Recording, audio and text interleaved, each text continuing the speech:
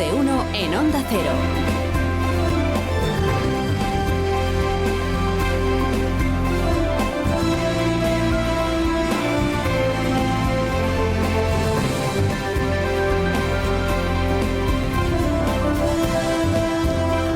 ¿Qué tal? ¿Cómo están? Bienvenidos a una nueva mañana de radio. Estrenamos el 30 de noviembre del año 2023. Acertó la presidenta del Congreso, Francina Armengol, con su discurso de ayer. Acertó con el comienzo de su discurso. Exactamente acertó con el primer minuto de su discurso de ayer. Luego ya fomentó por cálculo o por impericia, en la más bondadosa de las interpretaciones, luego ya fomentó la división de opiniones, ¿no? Pero el primer minuto sí. O sea, hay aquí el mejor pasaje del discurso, que es esta línea y media. Fue en marzo de 1188, entre las murallas de la ciudad de León, cuando el rey Alfonso IX desarrolló el instrumento de gobierno sobre el que se asentaría la futura democracia representativa moderna. Pues bien está empezar por evocar el hito que para el parlamentarismo supuso la reunión de las Cortes del Reino de León en 1188, con todas las diferencias entre lo que eran unas Cortes en aquel momento, las primeras, lo que era el parlamentarismo del año 1188, lo que es el parlamentarismo de ahora, que con todas las diferencias, que son muchísimas diferencias. Pero bueno, digo, bien está empezar un discurso en el Congreso de los Diputados evocando lo de las Cortes de León, porque, claro, en la España plural de 2023... parece que solo se conoce y se valora la historia y las peculiaridades de dos, como se dice ahora, territorios de nuestro, que son Cataluña y el País Vasco. Y recordar que hay otros territorios con tanta tradición, tantas raíces y tanta identidad, como se dice ahora, como Cataluña y como el País Vasco, que hay otros, aunque no tengan esos otros lengua cooficial, ni partido independentista que reclame irse de España y tal, y con el que pactar apoyos parlamentarios, recordarlo, digo, pues está bien. Está bien, porque a menudo ocurre que quienes más apelan a la diversidad de nuestro país desde sus posiciones nacionalistas son quienes menos saben del resto del país y de la historia del resto del país. Ni saben ni se han esforzado nunca algunos en conocer una palabra de la historia de los demás. Bueno, digo, acertó la señora Armengol al reivindicar la cuna leonesa del parlamentarismo, aunque fuera perfectamente prescindible meter ahí a un politólogo australiano como avalista para explicar lo que en León todo el mundo sabe. ¿Qué necesidad hay de irse al politólogo australiano? Váyase usted a León, si allí te lo explican lo que fueron las primeras Cortes. Y además la presidenta del Congreso de los Diputados de España, si alguien tiene que saber explicar eso, es ella, no un politólogo. Bueno, hasta ahí bien. Luego ya descarriló el discurso, ya nunca volvió a encontrar el tono que se le presupone al discurso de la presidenta, ¿no? Que puede hacer un discurso político, claro que debe hacer un discurso político. Debe, porque la política tiene su foro principal en el Congreso de los Diputados. Pero darle contenido político no significa alinearse con las políticas que impulsa solo una parte de la Cámara. Hacer un discurso político no supone hacer política de parte. Y más aún, y este sí creo que es un olvido grave en el que ayer incurrió la presidenta Armengol, más aún siendo la de ayer una sesión conjunta de Cortes Generales, o sea, del Congreso y del Senado, a la vez, Congreso y Senado. La presidenta en una de sus frases dijo, esta mayoría parlamentaria, que es la que ha investido al presidente. Como dijo esta mayoría parlamentaria, pudo parecer que ella quería hablar en nombre de esa mayoría parlamentaria. Bueno, estaba reivindicando la legitimidad de la investidura. Pero claro, es que en esta legislatura, y esta es una de las señas de identidad de esta legislatura, tenemos mayorías parlamentarias diferentes en el Congreso y en el Senado. La del Congreso es la conjunción progresista-separatista, la del Senado es la mayoría absoluta del PP. Y eso debería tenerlo presente quien ayer hablaba en nombre de las dos cámaras, de las Cortes Generales. Sobre todo porque ella era la única que hablaba, aparte del rey, la única. Y obviar la diversidad de las propias cámaras cuando eres la única voz que va a sonar en nombre de las cámaras, pues igual es hacer de menos a una de ellas, que en este caso es el Senado. Bueno, se indignó el PSOE porque el PP no aplaudió el discurso de la presidenta. Tampoco se lo aplaudieron, por cierto, los grupos independentistas. Es no tener educación y no saber estar en los sitios. Esto estuvo fino, Patxi López. No saber estar en los sitios. Esta es la paradoja que ayer se produjo. No saber estar. Es que algunos no es que no supieran estar, es que no estuvieron. ¿Quiénes? Pues los socios del gobierno actual.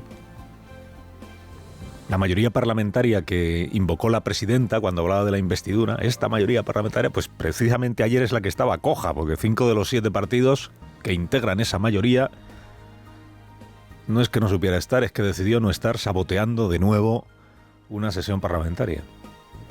O sea, escogieron sabotear al Parlamento. Ellos creen que están saboteando a la corona, pero lo que están es saboteando a la Cámara o a las cámaras que representan a todos los ciudadanos.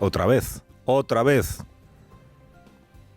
Claro, si empiezas un discurso ensalzando el parlamentarismo, y bien ensalzado está, si subrayas la condición de espina dorsal de la Cámara que presides, la consecuencia lógica es lamentar el sabotaje que al parlamentarismo y a esa Cámara han promovido los grupos parlamentarios que han decidido ausentarse. Estos diputados que en flagrante absentismo y dejación de funciones reclaman respeto institucional para sí mismos y para sus identidades y sus diferencias, mientras le faltan al respeto a la institución a la que pertenecen y que preside Francina Armengol. Con todo lo que dejó sin explicar ayer la presidenta, fueron estas 3 palabras sorprendentes, 3, de una y vez. Señorías, avancemos de una vez hacia una democracia en la que nos comprendamos todos, una democracia mejor y más participativa. Avancemos de una vez hacia una democracia en la que nos comprendamos todos. ¿Cómo que de una vez? ¿Pero en qué país ha vivido Francina Armengol los últimos 45 años? 45, ¿no? Se cumplen de la Constitución. La semana que viene. Que no hemos tenido una democracia en la que nos comprendamos todos los últimos 45. Avancemos de una vez. Pues una lástima que no desarrollara esta idea, ¿no? Esto de avancemos hacia una democracia más participativa. ¿En qué sentido? O sea, ¿en qué consiste el amejoramiento de la democracia que defiende nada menos que la tercera autoridad del Estado? Tan defectuosa es la que tenemos. Porque podría malinterpretarse, o no, o a lo mejor es la manera correcta de interpretar lo que quería decir Francina Armengol. Sí acertó, y esto también acertó al recordar que el Parlamento ejerce el control de los poderes públicos y que debe hacerlo además con transparencia. El control y los poderes públicos deben desempeñarse con transparencia. Acertó en recordarlo. El control y la transparencia, muy oportunamente, dado que es su partido, el PSOE, el que ha aceptado un control externalizado y deslocalizado de su labor al frente del gobierno, concretamente en Suiza. En Suiza. Dígame usted un país que sea conocido por su opacidad. Suiza. Que mencionara a la presidenta ayer como reproche a la oposición sin mencionarla. Lo de la opacidad de la disputa fue también paradójico, porque si a alguien se le puede achacar en este momento opacidad, y a la vista está la incomodidad que tiene el PSOE con este asunto, es precisamente al Partido Socialista. Lo de los verificadores, los tacañones estos sin rostro en Suiza con Puigdemont. Ayer los periodistas del Congreso se permitieron la humorada de preguntarle a Patxi López quién es el verificador ese que se va a encargar de la mediación o del arbitraje o de lo que sea. Digo, se permitieron la humorada de preguntárselo a Patxi López como si Patxi López tuviera que saberlo. Si les hubiera seguido la broma, habría respondido Enrique Negreira. Este es el árbitro que hemos escogido, que ha escogido Puigdemont. Pero acabó diciendo Patxi López no lo sé. ¿Quién es el verificador? Pues no lo sé. Que yo sí me creo. Es más, me creo que el 95% de los diputados socialistas lo ignoran absolutamente todo sobre Ginebra, sobre cómo va a ser esto de la negociación. A estas alturas cabría pensar que incluso Santos Cerdán va de cabeza a una cita a ciegas. Se imagina que ni Santos Cerdán supiera con quién se va a encontrar en Suiza. Y Puigdemont ahí haciendo las presentaciones, diciendo aquí el enviado de Pedro Sánchez, aquí este señor pixelado del que no te voy a dar el nombre porque es que es secreto. Y Santos diciendo, pero ni a mí me vas a contar quién es el verificador, ni a ti, ¿qué más te da? ¿Qué más te da? Si ibais a aceptar, no ibais a aceptar bajo ningún concepto, ¿te acuerdas? Un relator, mucho menos extranjero, y aquí estás conociendo al relator en el extranjero.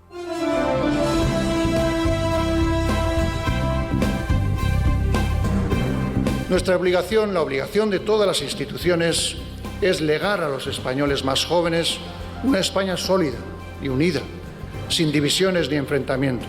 La certeza de que solo superando las divisiones tienen una base segura las libertades y los derechos, fueron todas ellas ideas y actitudes determinantes para abrir una nueva página de nuestra historia.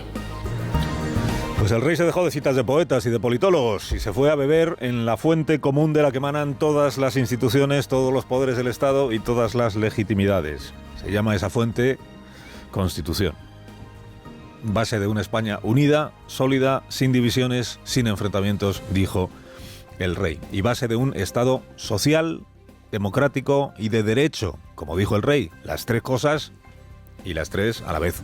Para hacer efectiva la definición de España como un Estado social y democrático de derecho.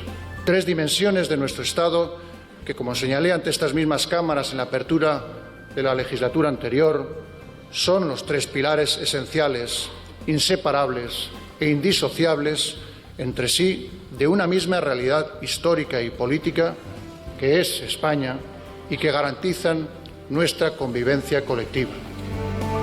Social, democrático, de derecho. Los tres pilares indisociables, incluido el derecho. La aburrida Constitución que no escribieron ni santos ni poetas. La Constitución que no es cinturón de hierro, pero que tampoco es una página en blanco en la que cualquiera pueda ahí poner lo que quiera, la rellena a conveniencia. Diga usted que aquí no pone lo que pone, invéntese que pone lo que expresamente se acordó que no pusiera y haga usted la interpretación que quiera. No, tampoco. La Constitución como lo que siempre fue. El libro de instrucciones de la convivencia entre españoles.